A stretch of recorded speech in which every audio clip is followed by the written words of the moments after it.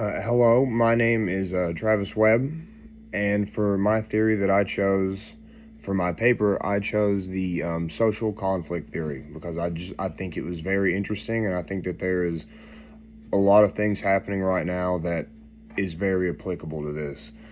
So I did the social conflict theory, which basically states that two groups, so Group A and Group B, they will have discourse due to the fact that most of the time they have different understandings and viewpoints about what should happen.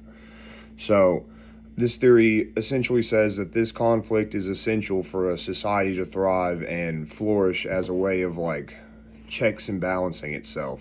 So one group typically holds the power, and that is the elites, the wealthy, the people that have the high-ranking jobs, and then the majority, who is the general public, they are tasked with, I guess, obeying the rules rules for you, not rules for me. Basically, that's how I look at it.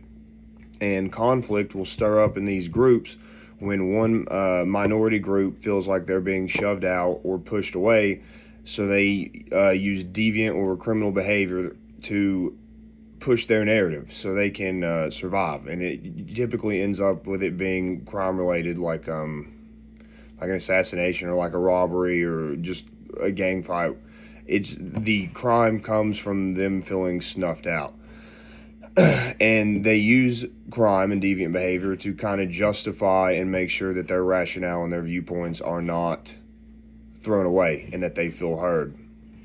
And the social theory only applies when they are when there's two groups involved. So this doesn't apply like if it's a one-on-one, you hurt me so I'm going to hurt you. That this theory doesn't apply to that. It has to come from, like, I don't want to say radicalized, but a radicalized group, and then another group where their viewpoints are so different that they must commit a crime, basically. And that's what I chose to do mine on, because I think the assassination of Brian Thompson, the United Healthcare CEO, I think this fits right into that for the reason he was assassinated. It's the Luigi Mangione took it upon himself, and I would place him in the group, so there's two groups in my paper. There's the anti-healthcare group that think that price gouging is wrong and that they shouldn't do it, and then there's the people that sympathize with price gouging and understand that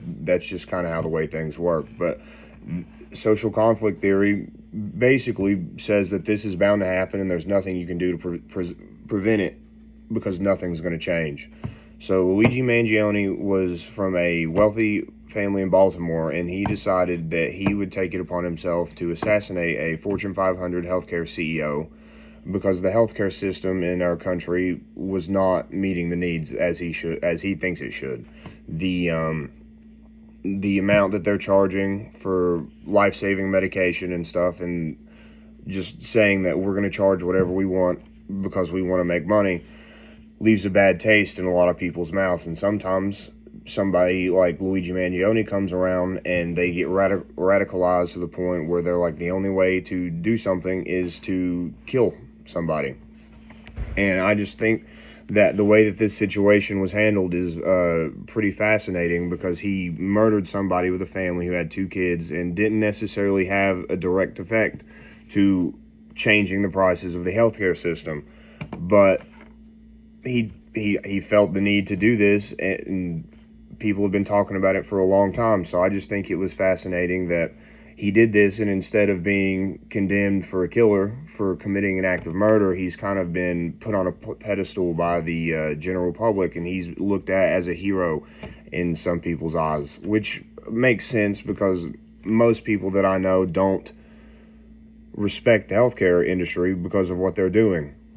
And I think this ties into the social conflict theory very well, because the people in power dictate how much the general public, me and you, have to pay for this, and it's killing people. Like, the lack of empathy, I guess, of the word, just hit critical mass. And I think that if he didn't do it, I think somebody else was going to do it. I think, according to my paper and what I've read about conflict theory, is that this was an inevitable thing to happen, and if he didn't do it, someone else was going to do it, but it was going to happen regardless. And it's just a step. It's a necessary evil in the direction, if we want to make our society last, it had to go. And it's been going on for, this has happened in civilizations forever. When the masses feel that they aren't heard or they're getting stepped on, somebody takes it upon themselves to go the extra mile and commit a crime. And the social conflict theory says exactly that. And that's why I chose to do my paper on this, because I think it was very interesting, and I think it's the most applicable theory that I looked at in the D2L for what's happening in modern day America. So thank you for listening, and I hope you enjoyed it.